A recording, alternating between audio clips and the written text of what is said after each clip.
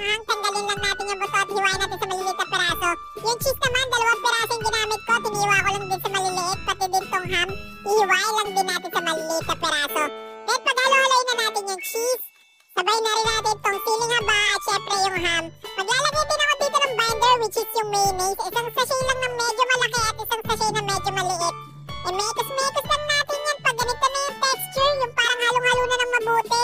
Pwede na natin yan ipalaman dito sa wonton. Konti lang para maipalaman na natin mabuti. Lagyan natin ng egg wash sa gilid at yan. Para nagbabalot ka lang talaga ng siomay. O eto par, nakarami ako, diba?